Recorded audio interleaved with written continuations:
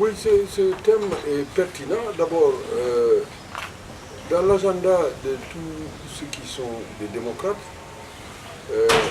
on savait très bien qu'au sortir de l'élection présidentielle, la question des réformes allait se poser, et surtout de la mise en œuvre, non seulement des promesses des candidats, mais de l'attente des citoyens.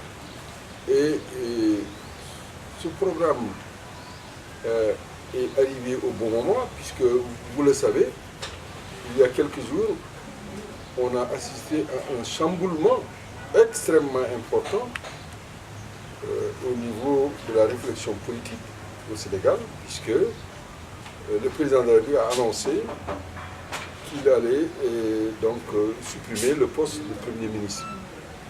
Ce qui remet en question un certain nombre de pratiques.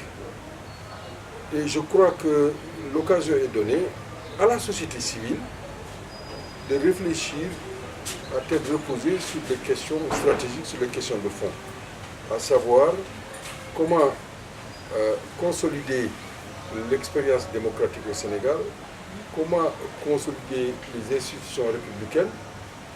Et je crois que ce débat intervient à un moment où la confiance n'existe plus entre les acteurs.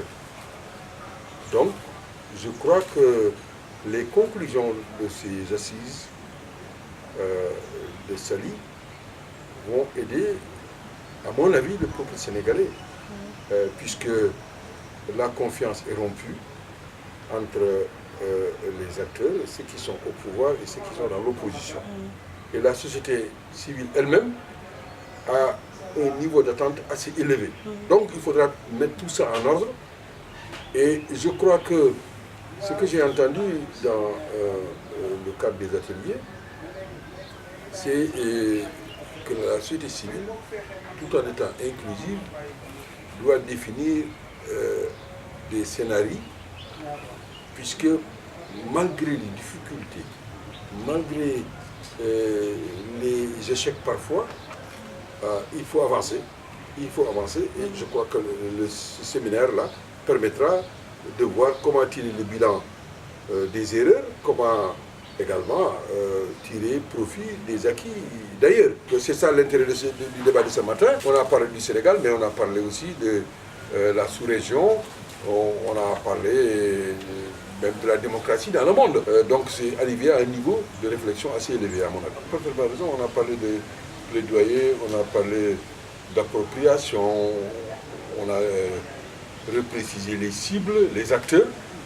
Et je crois que la question qui se pose, c'est certes d'avoir une vision, d'être conscient de ses missions, d'avoir des axes stratégiques, d'avoir des actions concrètes. Tout cela a été discuté ce matin, mais plus que cela, il s'agit de voir comment élaborer un chronogramme, comment élaborer des indicateurs de suivi.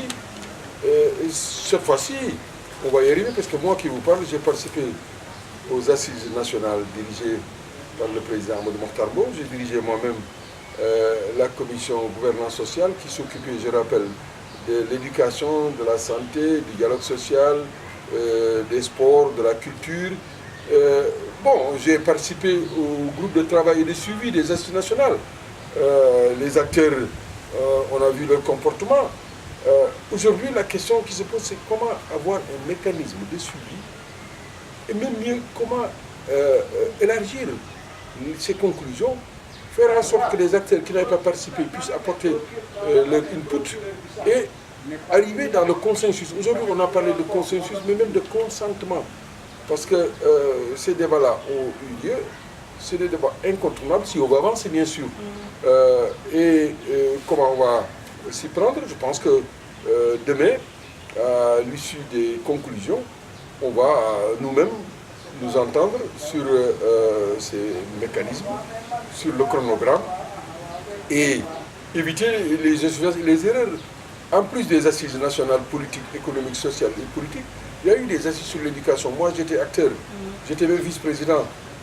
La question qui s'est posée après, c'est qu'il n'y a pas eu de mécanisme de suivi, il n'y a pas un comité de suivi. Donc, on n'est pas surpris de voir que l'école est toujours en panne. Il y a toujours des problèmes. Pas plus tard qu'aujourd'hui, c'est vous-même qui m'apprenez. Il y a eu des actions déplorables dans le secteur des comportements. Comment éviter tout cela? C'est mettre en œuvre les conclusions. Il y avait 78 mesures. Le président de la République, à l'époque, avait dit qu'il prenait 11 mesures.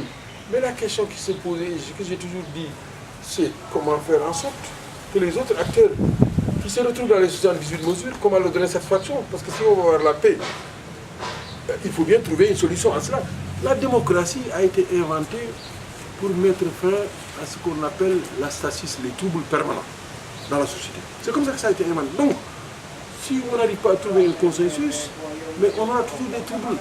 Et le développement ne sera pas possible, la paix non plus. Donc, je crois qu'il faut être conscient qu'il y a ces enjeux-là, se donner les moyens, le temps pour arriver à des consensus.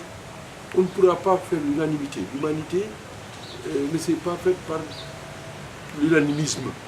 Mais il faut des mécanismes transparents, acceptés.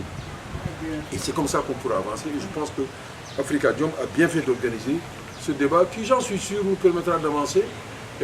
Puisque quand même, on a tiré le bilan de nos errements les uns les autres. Bien sûr, maintenant, s'il y a des acteurs qui ne veulent pas de ces conclusions, on va définir un plan d'action qui va donc concerner les acteurs qui sont d'accord. Oui, c'est comme la question du parrainage. Ces questions-là, la société civile a eu à attirer l'attention, avait déployé toute son énergie. Peut-être que nos méthodes sont à revoir. Vous avez parfaitement raison. Il faut parler d'abord aux citoyens, ils sont la majorité. Vous voyez ce qui s'est passé en Algérie, vous avez vu ce qui s'est passé aujourd'hui au Soudan. Donc, si la société civile a une bonne stratégie, a une bonne démarche, personne ne pourra arrêter l'appropriation et la mise en œuvre des bonnes pratiques. C'est un grand penseur qui disait que les idées justes, si elles pénètrent les masses, elles deviennent une force matérielle. Donc je pense que sur ce plan, il n'y a pas d'inquiétude à faire. Pour parler à Wolof, vous savez, c'est comme l'histoire de Lienne qui est dans un village qui se trouve entouré de belles dames et tout le monde était surpris. Lienne a dit l'essentiel c'est que personne ne vienne perturber donc le jeu. Tant que c'est Lienne qui occupe la scène, effectivement il y a des difficultés. Donc il faudrait en plus des hyènes qu'il y ait des guépards, qu'il y ait des lions, qu'il y ait des lièvres et tout cela qui fait le monde. Et c'est comme ça. Il faut éviter le monologue. Le monologue doit être dépassé. Le dialogue doit se faire. La société civile n'est pas détentrice de la vérité. Elle a son point de vue. Elle estime que son point de vue doit être discuté. Et la majeure partie des citoyens se retrouvent dans ce qu'on appelle le pôle des citoyens. Alors, donc, le principal interlocuteur, c'est la société dans sa globalité. Le gouvernement, les autorités font partie du jeu. Ils ne sont pas éternels. Leur mandat est limité. Le mandat qui est éternel, c'est le mandat de la société. Donc c'est ça. C'est pour ça d'ailleurs, je ne veux pas anticiper sur les conclusions de demain, mais l'horizon, c'est de travailler sur 5 ans. Dans notre commission, ce qu'on a dit. Voilà, on va voir. Merci.